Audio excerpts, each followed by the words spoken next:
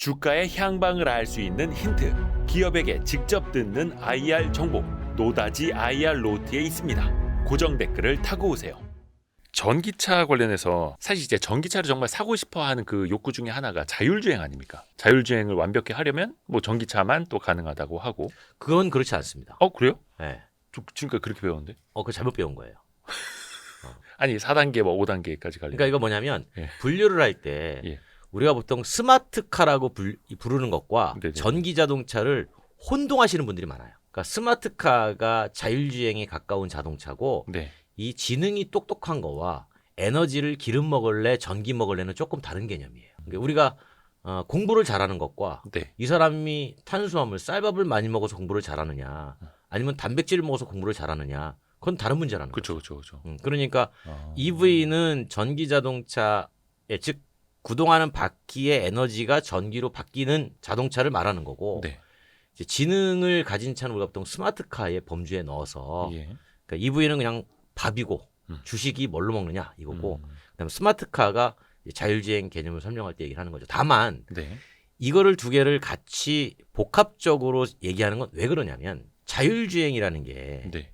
끊임없이 컴퓨터가 연산작용 통해 가지고 인식 판단 제어를 하잖아요. 예. 컴퓨터는 전기에 의해서 전기 신호로 계속 그렇죠. 상호작용을 하잖아요. 그 전기는 내연기관차도 만들어줄 수 있어요. 그렇죠. 발전기 넣어가지고. 네. 근데 어차피 자율주행에서 전기를 많이 소비하니 그냥 충전된 전기로 주는 게 더 낫지 않겠나. 이왕이면 이렇게 묶어서 전기 자율주행 이렇게 보통 끌고 가는 거죠. 근데 뭐 내연기관차는 완벽한 자율주행이 안 된다 이거는 아니고. 그건 아니에요. 네. 이번에 이제 트럼프 당선 이후에 또 한번 기대감이 쭉 올라오는 게 네. 자율주행에 대한 규제 완화 아닙니까? 그래서 일론 머스크도 그거 되게 이제 신경을 쓰는 것 같고. 네. 그래서 얼마 전에도 자율주행에 대한 그 규제 완화한다라는 소식에 또 한번 막 테슬라 주가 막 엄청나게 오르고 막 난리가 나지 않았습니까? 그렇죠.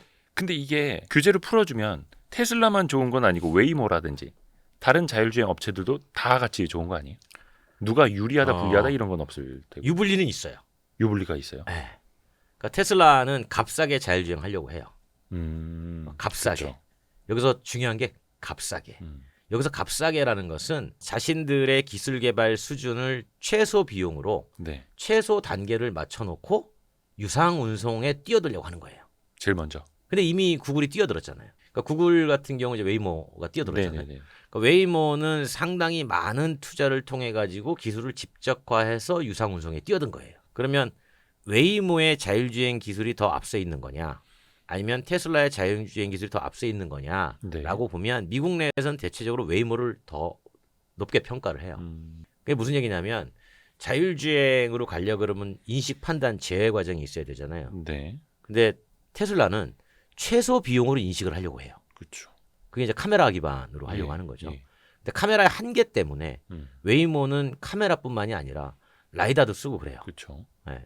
좀 더 비싸거든요. 그러니까 비싼 하드웨어로 인식을 해가지고 자율주행을 구축하고 있는 웨이모와 저렴한 카메라로 자율주행을 구축하려고 하는 테슬라. 이 둘 중에 어떤 것이 더 나으냐는 뭐 이용자나 여러 가지 평가가 있겠으나 테슬라는 그런 거죠. 내가 이렇게 인식의 하드웨어 장비가 조금 저렴한 카메라를 쓰더라도 내가 판단 과정에서 네. 완벽하면 되는 거 아니냐. 그러니까 그러니까 난 유상운송 해야 돼. 네. 이거를 지금 풀어줄 거냐 말 거냐 그런 거고 미국의 이제 규제 당국 지금 현재 뭐 미국 고속도로 협회라든가 그 규제 당국은 자율주행은 완벽해야 돼. 왜냐하면 문제가 생기면 안 되니까. 그렇죠. 여기에 더 나아가서 미국 내에서는 이거예요. 자율주행하는 데 있어가지고 스티어링 휠과 페달이 있어야 되냐 없어야 되냐. 그러니까 테슬라는 그것도 비용 아니냐. 막대기값, 페달값 다 돈이다. 없애자. 어차피 안 쓸 건데. 그렇죠. 예. 그런데 미국 규제 당국에서는 혹시 모르면 개입해야 된다. 누군가가 개입해야 될 거 아니야. 그때는 만약에 탑승자라도 얘가 미쳐서 왔다 갔다 하면 본인이 개입해가지고 차를 세워야 될 거 아니야. 되니까. 예. 그래서 있어야 된다는 입장이에요. 그래서 이제 테슬라의 생각은 카메라 기반의 스티어링 휠과 페달이 없는 자율주행 가지고 이대호 편집장이 라스베가스에서 업타운에서 다운타운 갈 때 마음껏 이용하세요. 대신 돈 나한테 내고 그거를 하자고 하는 거예요. 그래서 테슬라는 어떻게 보면 이제 일론 머스크가 뭐 스페이스X에서도 계속 보여주고 있습니다만 대량 생산하고 경제성을 갖추는 것까지 이제 미래를 내다보고 준비를 하는 거고 네. 웨이모 입장에서는 한 대 한 대 만들 때마다 굉장히 비싸지만 어떻게 보면 이제 완벽한 기술로 승부하려고 하는 거고 지향점이 좀 다르기는 한데 또 다르게 있죠. 예. 웨이모는 제조 안 하잖아요. 자동차 테슬라 제조하잖아요. 자동차 자체. 네. 그렇죠. 그러니까 자율주행차도 웨이모도 시중에 유상운송 택시처럼 투입하려면 누군가가 대량으로 만들어주는 파트너가 필요해요. 그렇죠. 지금은 기존에 만들어진 차를 개조한 거거든요. 지능을 개조해서 강제로 뇌를 넣은 거죠. 네. 그걸 파트너 삼은 게 현대차예요. 이번에 같이 아이오닉 5 뭐 그렇죠. 공급하고. 예. 네, 그래서 현대자동차가 반도체로 보면 구글의 웨이모의 파운드리가 되는 거죠. 그러면 현대차는 자율주행 안 할까요? 또 따로 자기네들 딴에서 똑같은 따로 차를 하죠. 한다니까요. 예. 똑같은 아이오닉 5로 합니다. 지능만 다를 뿐이에요. 웨이모에 두뇌를 붙인 차, 자체적으로 하는 차. 그렇죠. 예. 현대 지능이 들어가 있는 차, 웨이모의 지능이 들어간 차. 근데 이제 제가 그 칼럼을 하나 썼는데 전에 네. 흥미롱이 둘이 경쟁을 한다. 둘 다 택시 사업자잖아요. 네네네. 유상운송 사업자. 예. 그러면 이제 한 동네에서 이제 사업자가 둘이 있는 거예요. 네네네. 서로 많이 태우려고 할 거 아닙니까? 그렇죠. 그러면 이제 결국은 호출이 많이 와야 돼요. 음. 호출 누가 지고 있습니까? 카카오? 우버가 지고 있잖아요. 네. 와, 미국에선. 우버. 네. 그러니까 서로 우버 등에 올라타고 하려고 하는 거예요. 아. 그래서 우버를 열면 일반 택시도 인간 운전자 택시도 부를 수 있고 웨이모 택시도 부를 수 있고 현대 로봇 택시도 부를 수 있는 거예요. 뭐 리프트도 있고 우버도 있고. 근데 또 우버도 자체적으로 그렇죠. 자율주행을 또 하잖아요. 그렇죠. 이게 뭐예요, 이게? 그러니까 서로 다 경쟁하는 그렇죠. 거예요? 결국은 플랫폼을 쥔 자가 예. 그러니까 서비스 측면에서는 강자가 되는 거죠. 아. 근데 그 플랫폼이 기술이 될 수도 있고 자동차가 될 수도 있고 이 그럼요. 헤게모니를 누가 잡느냐가 중요한 거예요. 그 지금 이제 우버가 지고 있는 거죠. 그러니까 현대차는 제조의 헤게모니를 지고 있는 거고. 그다음에 이제 웨이모 같은 경우는 일단 가장 먼저 유상운송 서비스에 들어간 그 서비스 경험에 대한 헤게모니를 쥐고 있는 거죠. 이게 좀 헷갈려 하시는 게 네. 유상운송이라고 말씀을 드리니까 많은 분들이 조금 낯설게 느끼시더라고요. 이게 우리나라의 법정 용어로 유상운송인데 유상운송은 A에서 B까지 돈을 받고 사람이나 또는 화물을 이동시켜주는 서비스를 얘기를 해요. 네. 그러니까 거기에 우리 지금까지 운전자가 있었기 때문에 그 유상운송 그러면 그 자동차 사용료, 네네. 그다음에 인간이 운전해준 노동 비용 네. 이렇게 생각을 했단 말이에요. 그렇죠. 그러니까 운송 사업은 늘 별개의 영역이었어요. 근데 이 자율주행의 로보택시는 운송 사업자와 네. 이 제조물을 가진 제조 사업자가 하나가 될 수도 있다는 거예요. 그러니까 현대자동차가 미국에서는 택시 운송 사업자예요. 제조도 하지만. 네. 근데 구글 웨이모는 제조는 하지 않아요. 근데 택시 운송 사업자예요. 우버는 제조하지 않아? 하지만 위탁 줄 수 있잖아요. 네네.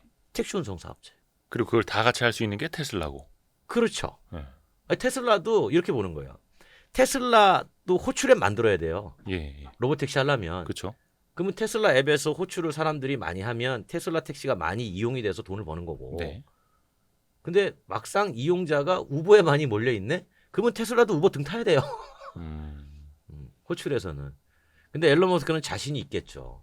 왜냐하면 자기가 이제 엑스도 운영을 하고 있고 여러 가지 사람을 모을 수 있는 이제 메신저 플랫폼을 이미 가지고 있잖아요. 트위터 X에다 그 그렇죠. 기능을 거기다 붙여버릴 수도 그냥 있고. 호출 기능을 넣으면 되거든요. 어디서 어디 가는데 같이 탈 사람 X에다 올려가지고 막 그래서 뭐 같이 동승하고. 탈 사람 해도 되고 뭐 나 혼자 갈 사람 해도 되고. 야. 그러면 이제 테슬라 같은 경우에는 제조물을 이데오한테 팔아서 돈을 벌 수도 있고 제조물을 내가 직접 운영해서 돈을 벌 수도 있는데 그렇죠. 근데 운영을 한다고 보면 이데오가 이 제품을 사야 될 이유가 있을까요? 그러니까 딴 거 갖다 붙여도 되고 그렇죠. 선택권은 똑같은 있는 거니까. 차인데 예. 똑같은 차인데 내가 소유하는 제품도 자율주행이고 내가 이용하는 제품도 자율주행이에요. 똑같은 차인데 그럼 굳이 소유할 가치가 없죠. 떨어지겠죠. 예. 그러니까 테슬라는 궁극적으로 자기가 만든 제조물을 가지고 자기가 유상운송을 하려고 하는 거예요. 그게 이제 로봇택시. 그 로봇 택시를 염두에 두는 거예요. 일단 저 일론 머스크가 항상 이제 말이 앞서가지 않습니까? 물론 그게 미리 언제까지 하겠습니다라고 목표를 정해놓고 직원들이 따라오게 하려고 먼저 이제 시점부터 밝힌다고 하는데 2026년입니다. 로봇택시 출시한다는 게 지금 타이밍상 얼추 맞지 않아요? 1년 반 정도? 그러니까 1년 왜냐하면 반이나 되려나? 앨런 머스크는 지금도 예. 나 카메라 기반의 자율주행 할 거야 예. 라고 계속 욕을 하고 있는 거예요. 미국 규제 당국에. 그러면은 완전한 로봇 택시가 26년부터 가능할 거라고 보세요? 그러니까 이 규제만 아니면 음. 본인은 가능하다고 판단을 해요. 근데 본인이 그 뭔가 큰 자리를 맡았잖아요. 네네. 그러면 이제 바로 풀고 그다음에 본인도 시범 사업하고 그리고 투입하는 걸 2026년 딱 맞아 떨어지잖아요. 네네네. 그쯤으로 보는 거죠. 2025년은 규제 풀고 한 6개월 정도 테슬라 자율주행 로봇 택시를 시중에 풀어서 실제로 돈 받고 유상 운송을 하고 받지 완벽하지 음. 문제 없잖아. 그러니까 아까 제가 말씀드린 것처럼 페달 없애고 스티어링 없애고 예. 나 택시 사업 할 거야. 그거를 이제 지난번에 한번 선을 보였는데 물론 이제 가봐야 그렇죠. 알겠습니다. 물론 뭐 가봐야겠지만. 핵심은 물론 이제 그런 로보택시 전용 뭐 2인승 차를 만들기도 하고 네. 이제 거의 승합 밴 같은 것도 만들기도 하는데 또 중요한 거는 기존에 이제 시내에 나와 있는 테슬라 차량들도 자율주행 로보택시가 될 수 있을 것이냐 이거 이제 그 미래를 꿈꾸는 거잖아요. 그건 이제 우리가 보통 얘기하는 SDV, 소프트웨어 디파인드 비킬이라는 개념 속에서 네, 만약에 지금 이대호 편집장이 네, 한 대 갖고 있다. 예. FSD 기능이 들어간 갖고 있다. 그리고 업그레이드가 가능하다. 그러면 이제 앨런 머스크가 그러겠죠. 야, 너 산지가 5년 됐어도 괜찮아. 야, 네 차내가 나한테 돈만 내면 내가 소프트웨어 업데이트 해줄게. 너 운전 안 해도 돼. 그리고 너 지금 사무실 출근해가지고 차는 지하에 있잖아. 내가 운행시켜줄게. 그거. 하나절 동안 이제 돈 벌고 들어오게. 그렇죠. 돈 벌면 나랑 분바해. 분바해란다. n분의 대. 전문 용어입니다. 분바해. 분바해. 아니 그게 그러면은 기술적으로도 충분히 가능한 거죠. 가능. 업데이트만으로요. 그렇죠. 소프트웨어 업데이트. 그렇게 하려고 하는 거죠. 그러면은 사실상 그 로보택시 숫자가 그렇게 많지 않아도 되는 거고요. 그러니까 새롭게 만든다는 그렇죠. 그 로보택시 그렇죠. 차종. 그러니까 당장에 우리가 대수 경쟁을 하면 네. 테슬라는 나는 소프트웨어 업데이트로 대수 경쟁은 충분히 자신 있어. 이렇게 얘기하는 그거는 거고. 거의 그냥 이기고 시작하는 거 아닙니까? 그렇죠. 근데 구글 웨이모 같은 경우에는 이제 대수를 늘려야 되는 입장인 거고. 네. 우버도 마찬가지인 거고. 이제 그렇게 되는 거죠. 근데 이제 우리가 항상 자율주행 기능 얘기할 때 테슬라 아니면 웨이모 중심으로 이야기를 하는데 네. 중국 쪽에서도 자율주행 기술이 장난이 아니더라고요. 이미 많이 하고 있어요. 40개 도시에서 이미 하고 있고. 예. 그러니까 이런 거죠. 우리나라에서는 예. 제가 또 이런 얘기하면 네. 댓글로 욕 좀 먹겠지만 우리나라에서는 중국의 전기차나 자율주행차 이야기를 하면 잘 믿지 않으려는 경향이 있어요. 믿고 싶지 않은 거죠. 그렇죠. 중국의 기술은 여전히 저 후진적일 거야. 예, 예. 예. 근데 사실 현실은 그렇지 않거든요. 그래서 중국도 이미 자율주행을 많이 하고 있고 유상운송을 이미 열심히 펼치고 있어요. 예. 제가 볼 때는 중국이 우리보다 빨라요. 여기서 빠르다는 개념은 뭐냐면 기술적으로 우위에 있다 밑에 있다가 아니에요. 그러면요. 먼저 상용화를 했느냐 안 했느냐예요. 길거리에서. 네. 그거 지금 막 타고 다니던데요. 물론 이제 그러니까. 뭐 시범 운행일 수도 있겠습니다. 샌프란시스코 타고 다니잖아요. 예. 우리는 없어요. 뭐 판교랑 무슨 뭐 이렇게 자율주행 버스 뭐 이런 거 있잖아요. 있긴 있는데 네. 저도 뭐 몇 번 타봤습니다만 네. 운전자 그대로 있고 그다음에 개입해야 뭐, 되니까 혹시. 서울시의 올빼미 버스 해도 네네네. 관리자는 있고 네. 그 관리자 봤더니 또 대형 면허도 갖고 계세요. 예. 혹시 모르니까. 그렇죠. 그러니까 진짜 사람이 없는 차를 사람들이 돈을 주고 타는 나라는 예. 여전히 활성화된 나라가 미국하고 중국밖에 없는 거예요. 근데 제가 볼 때는 미국보다 중국이 더 활성화돼 있어요. 아 그래요. 그러니까 그 한번 가서 보시는 분들은 놀라는 거죠. 어느 정도까지라고 이게 얘기를 해야 돼? 그 왜 자율주행도 1단계부터 5단계까지 있잖아요. 근데 표현으로는 그게 뭐 2단계다라고 이야기하는데 실질적으로 타본 사람들은 거의 3단계 아니냐. 3단계 정도로 보는 거죠. 예. 그러니까 이제 2단계나 2.5단계는 모든 운전은 인간이 주력이고 네네. 기계는 보조예요. 네. 근데 3단계가 되면 네. 인간과 기계가 대등한 관계가 되는 거예요. 여기서 대등한 관계란 뭐냐면 제가 막 운전을 하고 있는데 네. 힘들어. 야 기계야 로봇아 네가 해. 줘버립니다. 그럼 얘가 정말 다 하는 거예요. 근데 얘가 하다 가다가 너무 복잡한 상황이 돼서 자기 혼자 판단하기가 너무 어려워요. 네네. 그때 다 던집니다. 인간아 네가 해줄래? 그 대등한 관계가 되는 거예요. 그냥 뭐 한 15초, 20초 동안 핸들 앉아보면 그게 띵띵거리 이게 아니라. 그게 아니에요. 이제 그러다가 이제 조금 더 넘어가면 그때부터는 얘 혼자 다 하는 거예요. 그때부터는 거의 한 4단계. 그러니까 이제 대등한 관계에서 예. 우리가 왜 자꾸 이제 우리나라에서 자율주행이 왜 어렵냐라고 얘기를 하는데 저희 이제 방송에서도 막 가끔 얘기하는 건데 자주 하는 건데 예. 기술의 문제는 아닌 것 같아요. 이제는. 예. 그러니까 미국이나 중국이 상용화하는 거 보고 우리도 이제 뭐 여기저기 관련 기업들이 많이 있는데 네. 만나서 얘기들 해보면 기술의 문제는 이미 극복한 것 같아요. 근데 왜 어떤 문제냐면 제도의 문제예요. 그다음에 그래요? 수용성의 문제.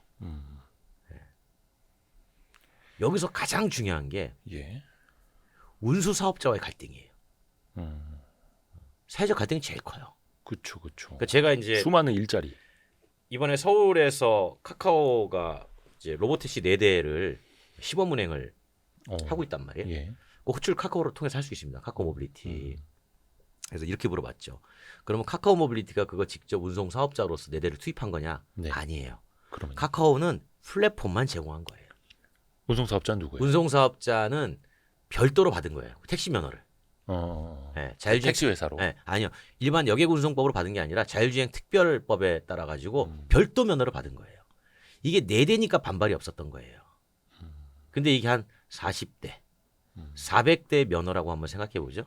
그럼 이런 면허가 늘어나면 결국은 그 안에 인간 운전자 즉 관리자도 없어진다는 얘기잖아요. 그렇죠. 그러면 면허를 받은 400대가 늘어나는 거예요. 예. 그러면 기존의 면허를 받았던 법인 택시나 개인 택시 사업자 관점에서는 자신이 갖고 있는 면허의 가치가 하락하는 거예요. 그렇죠. 그러니까 이런 반발과 갈등이 제일 두려운 거예요. 이대호 편장이 한번 생각해 보세요. 국회의원이에요. 예. 이거 공론화 꺼낼 수 있어요? 그 표 받으려면 또 못 하는 거죠. 그렇죠. 옛날에 그래서 저기 뭐야? 그 타다 갈등도 이랬어요. 타다도 그렇고 우리나라 우버나 뭐 네. 그래 이런 것도 아직도 못 들어오는 이유가 그거 아니에요? 그럼요. 제가 그때 타다 갈등 있을 때 네. 그 TF 정책 그 갈등 조정위원회 같이 했거든요. 어. 그러니까 퇴로를 만들어 놓지 않고는 절대 이게 상용화로 들어올 수가 없어요.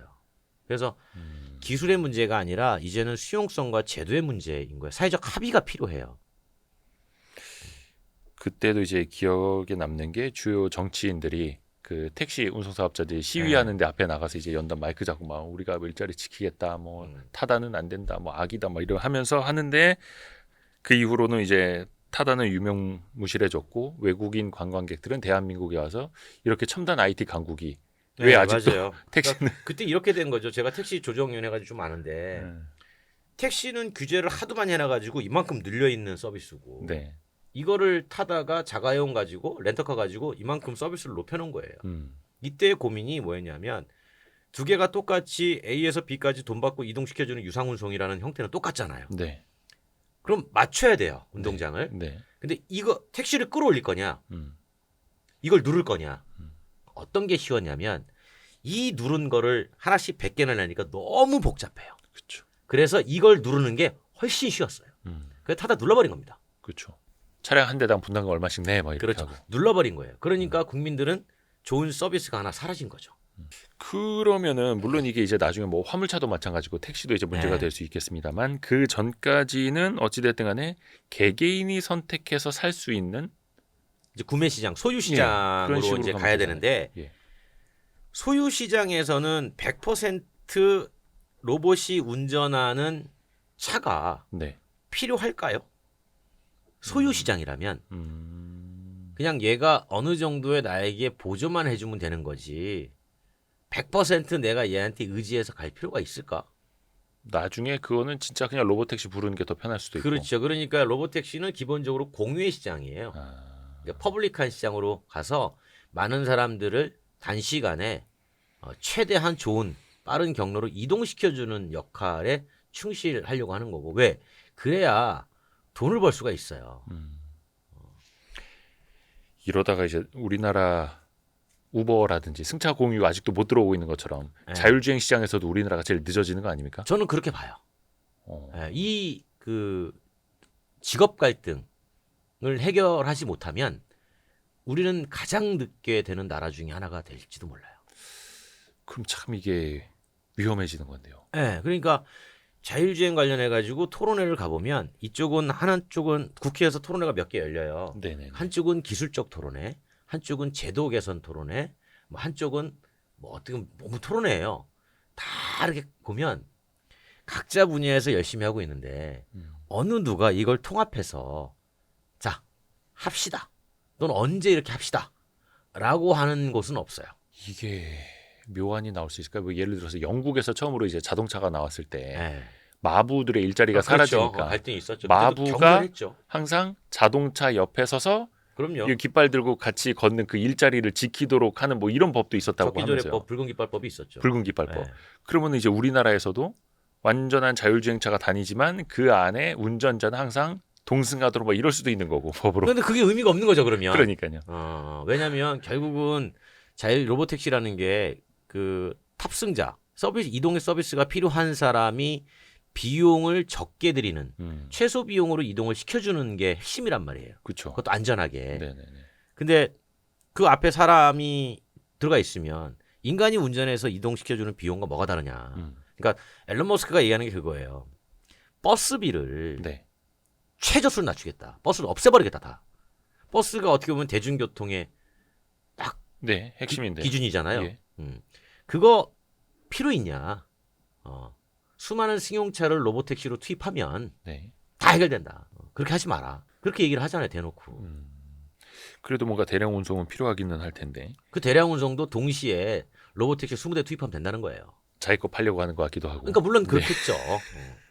근데 이런 거죠. 불가능한 이야기는 아니구나. 그러면 이게 사회적 대타협을 하기는 해야 되는데 어느 순간에. 해야 돼요. 그래서 제가 늘 강조합니다. 국회에 자율주행 공론화위원회 하나 만들자고 계속 얘기하고 다녀요. 근데 이제 느끼는 거 뭐냐면 아무도 안 하려고 그러죠. 이게 엄청나게 첨예한 갈등이에요. 그렇죠. 네. 여기 뭐 화물연대도 들어와야 되고, 네? 그다음에 개인 택시 뭐 조합, 법인 택시 조합, 사업자 다 들어와야 되거든요. 제조사. 네네네. 이 쉬운 문제 아닙니다. 그럼요. 또 정치인 입장에서 다 표 떨어지는 이야기인데. 여기는 카운팅이 되는 숫자잖아요. 그렇죠. 근데 국민이라는 큰 뜻의 두 글자는 일단 유효 득표수가 카운팅이 안 돼요. 어렵습니다. 네, 어려워요. 다시 기술 이야기로 넘어가서 기술. 현대차가 최근에 네. 중국 하오모라는 업체랑 같이 네. 여기 무슨 뭐 챗GPT는 아니고 드라이브 GPT 뭐 이런 네. 기술이라고 하는데 중국 업체랑 자율주행을 협력하기로 했어요. 이건 어쩔 수 어떤 의미예요? 없어요. 무슨 얘기냐면 예. 그 자율주행에서 인식 판단 제어라고 말씀을 드렸잖아요. 3단계가. 인식은 하드웨어로 할 수 있습니다. 카메라로 하고 라이다로 하고 뭐 레이더도 쓰고 할 수 있어요. 네. 그다음에 이제 어떻게 이동할 것인지 이제 인식이 됐으면 얘는 어떻게 피하고 그다음에 경로가 어디까지를 다 파악이 되면 그때부터는 그 나라의 지형과 그 나라의 도로 체계, 네. 그 나라의 신호 체계 거기에 맞춰가야 돼요. 그러니까 예를 들면 많은 분들이 테슬라가 만약에 그러니까 구글 웨이모가 미국에서 샌프란시스코 하잖아요. 그 차가 당장 한국 들어와가지고 투입을 하면 이렇게 못 다닙니다. 도로 데이터가 없어가지고. 아하. 네. 그러니까 자율주행은 현지화하는 거예요. 네. 겉으로 볼 때 자동차는 여기서 만들었을 수도 있으나 이 안에 들어가서 예측하고 하는 시스템들은 다 현지화되어 있어야 돼요. 그리고 자율주행 핵심 뭐냐면 A에서 B까지 갈 때 잘 가는데 이런 거예요. 어떻게 갈 것인가? 그러면 이 어떻게 갈 것인가는 결국은 예측의 개념이에요. 네. 프리딕션. 그러니까 예측하는 거죠. 네. 자, 이대호랑 저랑 똑같이 로보택시를 불렀어요. 네. A사, B사. 네. 불러가지고 이대호는 2,000원 냈고 저는 1,800원 냈어요. 예. 근데 내가 도착 시간이 더 빨라. 음. 그러면 화 안 나겠어요? 짜증나죠. 그죠? 네. 바로 이 예측의 정확성, 이 경로와 모든 것들을 정확하게 하기 위해서는 현지 업체와 뭔가 이 드라이브 챕티라고 하는 그러니까 이렇게 뭔가 드라이브 경로를 가지고 있는 이런 회사들과 협업이 반드시 필요하죠. 그러고 보니까 이제 현대차는 뭐 GM, 웨이모, 중국 업체까지 다각도로 다 이제 협력망을 넓혀 놓는 거네요. 그렇죠. 거기에서 현지에 맞게끔 각각. 그러니까 지금의 자동차 시장은 과거의 내연기관 시장은 그죠. 인간이 운전하는 내연기관 시장은 네. 그 나라에 뭐만 맞추면 되냐면 그 나라의 배출 기준만 맞추면 돼요. 그다음에 그 나라 소비자들의 뭐 약간의 다른 특성들 그것만 맞추면 돼요. 그거는 어떤 측면이냐면 하드웨어적인 측면이에요. 네. 근데 지금의 지능을 가진 전기 자동차의 개념은 조금 달라요. 이거는 그 나라의 현지화가 우리가 얘기하는 과거의 수준이 아니고 그냥 그 나라 것이 돼야 돼요. 아예 100% 현지화까지. 그렇죠. 테슬라도 그렇게 해서 또 중국까지 진출을 한 거죠. 그럼요. 중국에서 생산도. 판매돼서 운행되는 테슬라는 음. 그냥 중국을 깨고 있는 거죠. 음.